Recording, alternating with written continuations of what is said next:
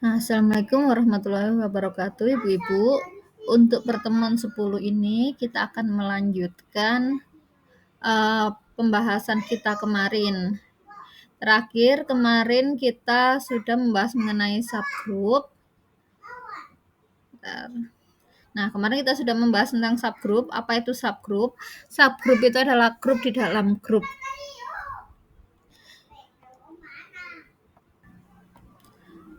Jadi kemarin kita telah mempelajari definisi grup yang pertama. Misal G adalah grup terhadap operasi biner bintang, lalu H adalah subset dari G, dia dikatakan sebagai subgroup jika apa? Jika H itu sendiri membuat sebuah grup terhadap operasi biner yang sama, yaitu operasi biner bintang. Dengan kata lain, subgroup itu adalah grup dalam grup terhadap operasi yang sama. Nah, ini kemarin sudah kita pelajari. Lalu berarti untuk membuktikan suatu subgroup, kita harus membuktikan dia adalah subgroup. Nah, kita tahu sendiri berapa syarat untuk membuktikan sebuah grup, yaitu ada 4 ya, yang kemarin sudah Ibu sesuai dengan definisi grup. Nah, di sini sudah disederhanakan, yaitu menggunakan teorema 3.9. Kemarin sudah kita pelajari juga equivalent set of condition for a subgroup. Jadi untuk membuktikan sebuah subgroup itu cukup 3 syarat saja, yaitu tak kosong, tertutup terhadap operasi binernya, dan memuat inverse. Nah, dari teorema 3.9 ada yang lebih sederhana lagi, yaitu teorema 3.10. Untuk membuktikan sebuah subgroup, ini ya, cukup digunakan apa? Tak kosong, lalu A, B inverse, anggota H. Jadi tertutup terhadap perkalian, tertutup terhadap operasi, dan inverse-nya langsung jadikan satu di sini. A anggota H, B anggota H, maka A, B inverse, anggota H. Ini kemarin juga sudah kita buktikan. Nah, selanjutnya kita akan menuju ke integral eksponen. Apa itu integral eksponen? Integral itu bulat ya, eksponen itu pangkat. Jadi di sini kita membahas tentang pangkat bulat.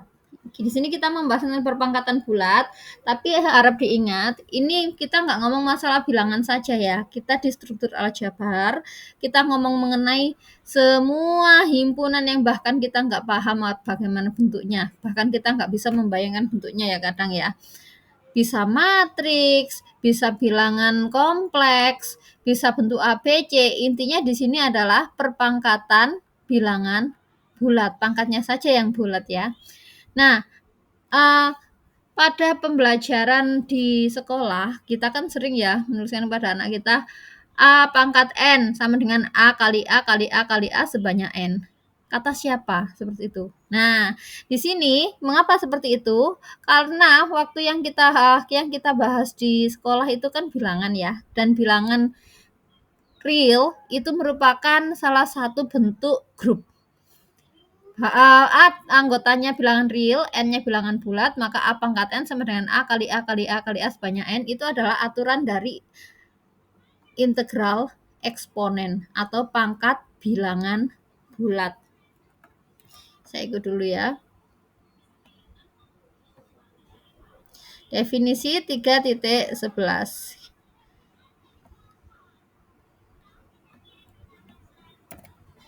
Kita translatekan dulu.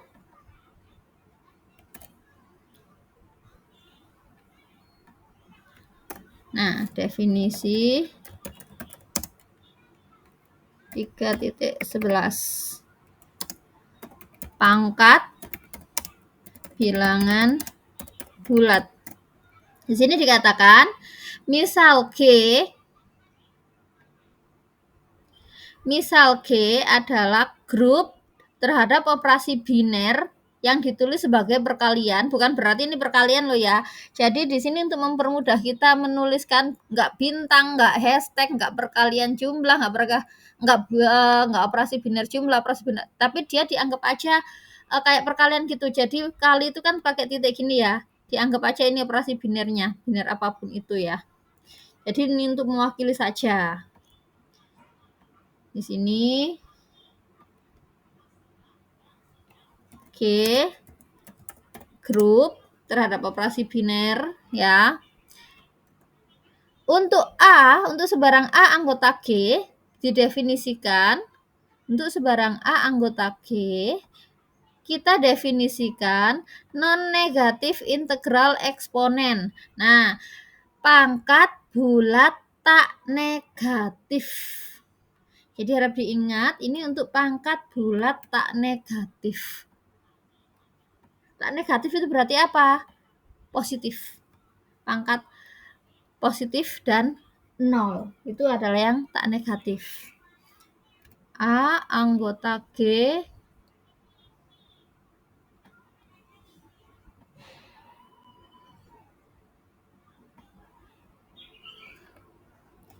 anggota G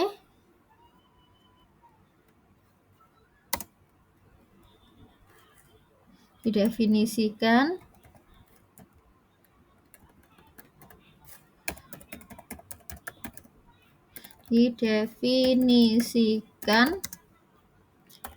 pangkat bulat tak negatif sebagai berikut. Jadi di sini A pangkat 0 sama dengan E.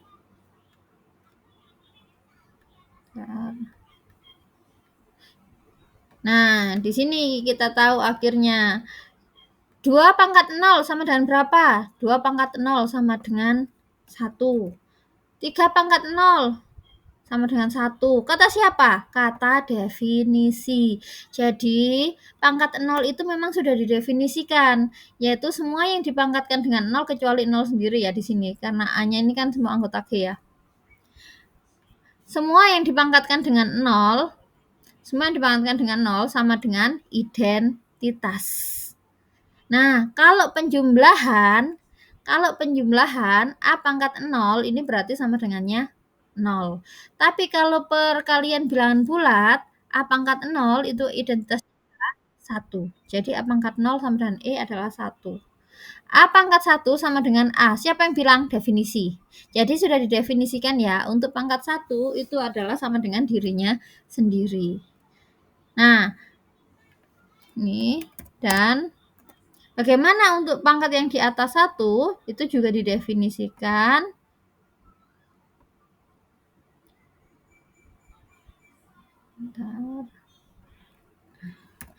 Dia juga sudah definisikan bahwa A pangkat K plus 1 itu sama dengan A pangkat K dikali A untuk sebarang positif integer K. Untuk sebarang bilangan bulat positif K. Jadi A pangkat 5 sama dengan apa? Sama dengan A pangkat 4 kali A. A pangkat 4 sama dengan apa? A pangkat 3 kali A.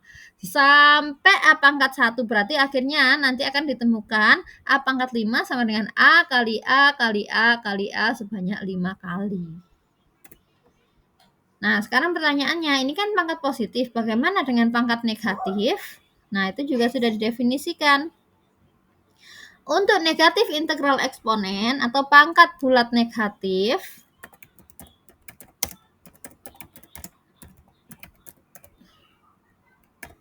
didefinisikan sebagai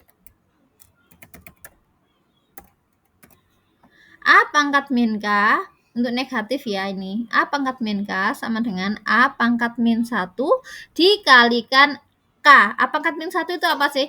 Inverse. Jadi lihat operasinya dulu ya, lihat operasi binernya. Kalau operasi binernya penjumlahan, A inverse pangkat K itu berarti min A pangkat K. Nah, ini mungkin yang ada di gambaran kita, ada di dalam pikiran kita itu, oh ini kok kayak perkalian ya, bagaimana dengan operasi biner penjumlahan. Nah, di buku ini juga dijelaskan, hati-hati ya dengan itu ya, dengan operasinya. Jadi beda jenis operasi. Ini kalau misal kita pakai perkalian, itu seperti ini. A pangkat 0 sama dengan E. E-nya ini kalau bilangan bulat ya 1. A pangkat 1 sama dengan A. A pangkat K plus 1. Nah, ini sesuai dengan yang didefinisi. Tapi bagaimana dengan penjumlahan? A pangkat 0 kalau penjumlahan itu sama saja dengan 0 kali A. Yaitu sama dengan 0. Karena apa? Karena identitas penjumlahan adalah 0. A pangkat 1 itu sama saja dengan 1 kali A. A pangkat K plus 1 itu sama saja dengan K plus 1 kali A. Kenapa, Bu? Karena A pangkat K plus 1 pada penjumlahan itu berarti kan operasinya jumlah ya. Berarti A pangkat 3. Misal A pangkat 3 tapi operasinya penjumlahan. Jadinya A ditambah A ditambah A. Berarti penjumlahan A sebanyak 3 kali, yaitu 3 kali A. Bagaimana dengan negatif? Sama ya caranya.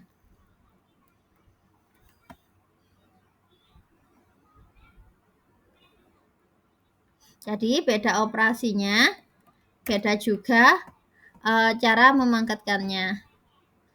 Sekarang kita akan kasih contoh bilangan real terhadap operasi perkalian. Itu adalah grup ya, real loh ya. Real tak 0. Sorry.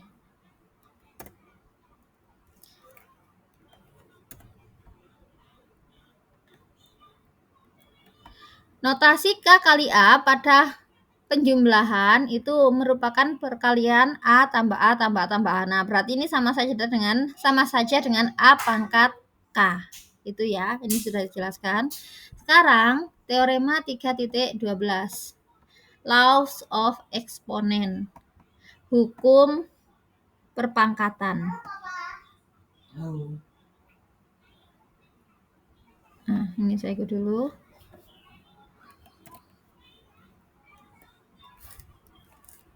Teorema 3.12.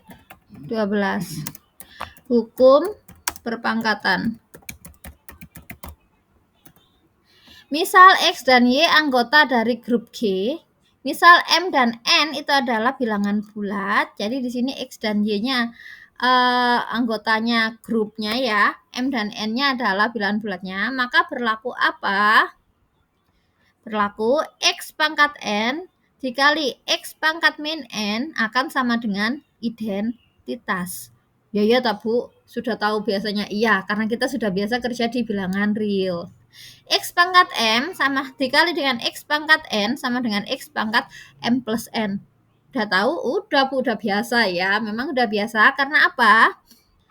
Karena apa yang kita kerjakan biasanya di bilangan real itu dasarnya sebenarnya dari sini. Jadi dasar dari perpangkatan atau sifat-sifat pangkat itu ada di teorema 3.12.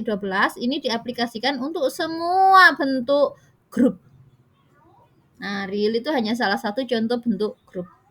X pangkat M dipangkatkan lagi dengan N itu sama dengan X pangkat M kali N.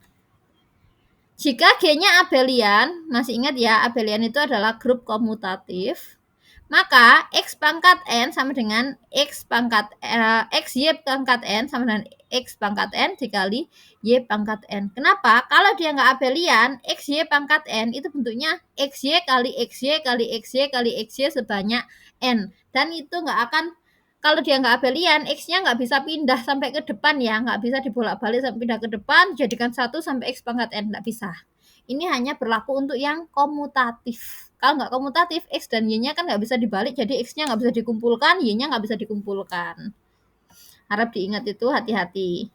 Kalau X, Y pangkat N itu nggak selalu sama dengan X pangkat N dan Y pangkat N. Ada syaratnya, yaitu dia harus abelian atau komutatif. Nah, sekarang pembuktiannya. Di buku ini sebenarnya sudah ada untuk pembuktiannya. Dan dia menggunakan induksi. Di sini dia menggunakan induksi, bisa dipelajari sendiri nanti ya untuk bentuk induksinya. Nah, di sini sudah ada. Karena kelamaan kalau kita mempelajarinya juga. Bagaimana bentuknya kalau itu dalam penjumlahan? Bagaimana law of exponent kalau bentuknya penjumlahan akan jadi seperti ini. Ini kan bentuknya kayak perkalian ya. Padahal ini sebenarnya kalau mengikuti operasi saja itu secara umumnya.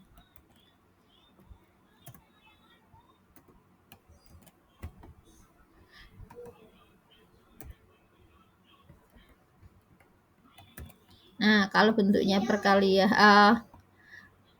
law of eksponennya dalam penjumlahan. Kalau operasi benernya penjumlahan, di sini law of multiple dia nulisnya. Nx ditambah min n kali x sama dengan 0. M kali X ditambah N kali X sama dengan M plus N dikali X. Ya, itu distributif, Bu. Ya, tapi kalau kita dalam grup, kita belum kenal yang namanya distributif. Kita hanya kenal asosiatif dan komutatif. N kali M X sama dengan NM kali X. Sama dengan abeliannya tadi juga, N kali N X plus Y sama dengan NX plus NY jika dia abelian. Jika tidak kan dia berarti itu X plus Y tambah X plus Y tambah X plus Y sampai itu, tapi X plus Y-nya nggak bisa dibolak-balik, jadi nggak bisa disatukan kalau dia nggak abelian.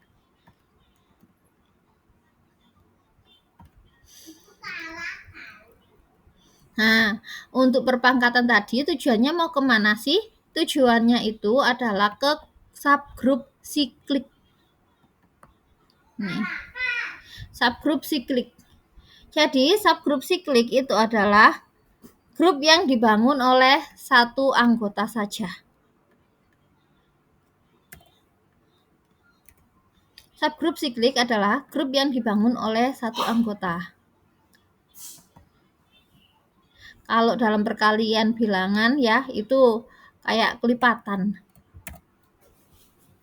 Misal G adalah grup, G-nya adalah grup. Untuk sebarang A anggota G, maka ada H subsetnya G, himpunan bagian dari G, di mana anggotanya H itu adalah X anggota G, sedemikian hingga X sama dengan A pangkat N untuk N anggota Z. Dia adalah subgroup, disebut sebagai subgroup yang dibangun oleh A. Misal G adalah grup, untuk sebarang A anggota G, H yang bentuknya seperti ini adalah subgroup yang dibangun oleh A. Dan dinotasikan dengan asiku. Ini nanti tolong dicatat ya. Sebuah subgroup K dari G disebut sebagai subgroup siklik. Subgroup dari sebuah grup itu ya, disebut sebagai subgroup siklik jika ada B anggota G, sedemikian hingga K sama dengan B siku, di mana Y anggota G, Y sama dengan B pangkat N. Untuk beberapa N anggota Z. Jadi anggota-anggotanya K ini dibentuk dari satu anggotanya G. Salah satu contohnya ya, bilangan bulat terhadap penjumlahan itu kan grup ya. Nah, kalau kita A-nya, misal di sini B-nya itu kita pakainya 3. Maka Y sama dengan B pangkat N, berarti 3 pangkat N. Ingat pangkatnya ini dalam penjumlahan, berarti 3 pangkat N itu sama saja dengan 3 kali N. Berarti grup kelipatan 3 itu adalah grup siklik. Kenapa? Karena dia dibentuk dari 3. Nah, 3 itu nanti dipangkatkan 0 menjadi 0. 3 dipangkatkan 1 sama dengan 3. 3 pangkatkan 2 sama dengan 6. 3 pangkat 3 sama dengan 9. Loh, kok bisa gitu? Karena bentuknya penjumlahan. 3 pangkat 3, kalau dalam penjumlahan itu adalah 3 tambah 3 tambah 3. Jadinya 9. Nah, himpunan kelipatan bilangan ini, kelipatan 3 ini, kalau kita kumpulkan, dia akan menjadi sebuah subgroup yang dibangun oleh 3. Nah, ini namanya adalah subgroup siklik. Jika G adalah grupnya siklik atau G-nya itu G itu sendiri ternyata dibangun oleh salah satu anggotanya, maka dia disebut sebagai grup siklik. Yaitu jika ada A anggota G sedemikian hingga G sama dengan asiku. Apakah semua grup itu pasti siklik? Belum tentu. Nggak semua grup itu adalah grup siklik. Apakah semua grup itu punya subgrup siklik? Iya. Semua grup pasti punya subgrup siklik. Siapa? Paling mudah adalah subgrup trivialnya, yaitu yang isinya hanya identitas saja.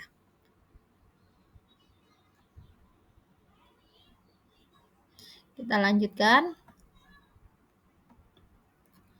Nah, ini contohnya ya. Himpunan Z bilangan bulat adalah grup siklik atas penjumlahan di mana Z itu adalah dibangun dari 1 dan min 1. Jadi Z itu bisa dibangun dari 1 dan min 1. Loh, maksudnya apa? Ini kan bilangan bulat terhadap penjumlahan. Kenapa dia dibangun oleh 1? Sekarang 1 pangkat 0 sama dengan 0. 1 pangkat 1 sama dengan 1. 1 pangkat 2, 2. 1 pangkat 3 berarti 1 tambah 1 tambah 1 tambah 1 sama dengan 3. 1, 2, 3. 1 pangkat 4, 4. 1 pangkat 5, 5. Dan seterusnya. Bagaimana dengan negatif 1? Bisa dibuktikan dengan cara yang sama. Kalau semua anggota bilangan bulat bisa dituliskan dalam kelipatannya 1. Karena itu Z dikatakan sebagai grup siklik. Karena dia punya pembangkit atau dia adalah kelipatan dari 1. Subgrup E, masih ingat ya? E itu even number atau bilangan genap. Even number atau bilangan genap itu adalah subset dari Z, subset dari bilangan bulat. Kenapa? Karena bilangan genap itu dibangun oleh 2. 2 pangkat 0, 0, 2 pangkat 1, 2, 2 pangkat 2, 4. Nah, seperti itu ya. Jadi semua bilangan genap bisa dituliskan dalam perkalian, kelipatan 2. Nah, ini nanti nggak saya translatekan, tapi tugas Anda saya jelaskan dan sudah saya translate secara lisan saja. Tugas Anda nanti biar ada proses berpikirnya juga ya. Tugas Anda nanti adalah mencatat apa yang saya jelaskan ini. Jadi kalau ini nanti videonya akan saya upload di YouTube, kalau kecepatan ya dilambatkan, didengarkan lagi, bisa seperti itu. Kita lanjutkan. Ada nggak contoh yang lain, Bu? Selain bilangan untuk subgrup sikliknya? Ada. Anda pasti sudah masih ingat dengan bilangan Zn. Nah, di sini Z10 atau bilangan modulo 10 atau himpunan bilangan-bilangan sisa hasil bagi dari 10. Berarti 0, 1, 2 sampai 9. Nah, di sini ada H. H itu adalah subset dari Z10, di mana H itu isinya 2, 4, 6, dan 8. Dia adalah grup abelian. Ya, kita tahu ya Z10 itu grup abelian terhadap di sini terhadap perkalian. Kenapa? Yang grup abelian siapa? Hanya ya, bukan Z10-nya. Hanya H yang menjadi grup abelian. H ini adalah grup abelian terhadap perkalian. Kenapa? Karena 2 pangkat 2 sama dengan 4. 2 pangkat 3 sama dengan 8. 2 pangkat 4 sama dengan 6. Loh, 2 pangkat 1 sama dengan 2. Nah, maka H ini dibentuk oleh 2. H ini adalah grup siklik yang dibentuk oleh 2. Nah, itu adalah untuk materi hari ini. Dan untuk latihannya,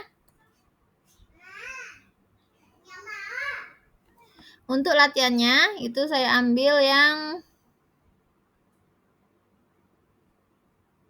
edition ini yang nomor 3 dan nomor 4. Ini salah satunya akan saya jadikan itu ya. Jadi yang kita bahas nanti yang ini aja, nomor 4.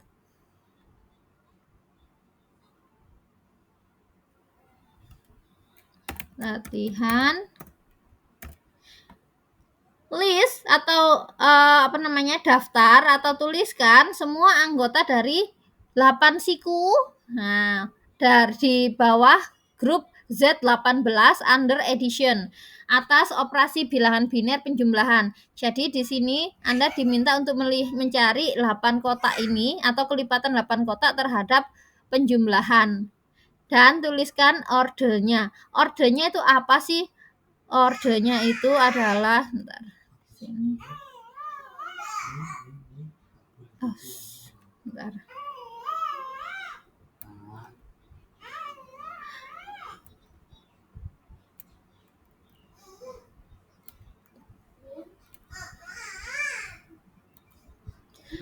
Untuk ordernya itu kayak ini. Nah, 4 berarti ordernya 2. 3 itu berarti ordernya 8. Seperti itu ya. Nah, itu untuk nomor 4. Tolong dikerjakan. Jadi Anda tulis 8 pangkat 0, 8 pangkat 1, 8 pangkat 2, sampai 8 pangkat berapa, akhirnya dia akan kembali lagi terhadap penjumlahan. Ingat, ini penjumlahan. Lalu mana lagi? Kita akan belajar, biar nggak ikut terus ya. Kita coba yang 6. Tapi 6-nya 6 apa ya? Nah, ini aja.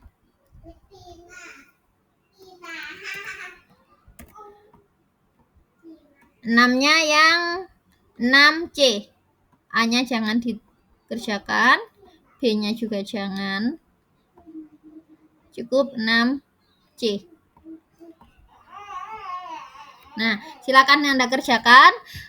Berarti tugasnya untuk pertemuan ini adalah rangkuman berbahasa Indonesia ya, pastinya ya rangkumannya ya, dari apa yang saya jelaskan tadi, lalu mengerjakan ini latihan nomor 4 dan nomor 6.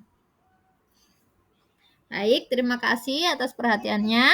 Jika ada pertanyaan, silakan menghubungi saya via Japri Group atau Japri WA. Assalamualaikum warahmatullahi wabarakatuh. Tugasnya kita bahas pertemuan berikutnya ya.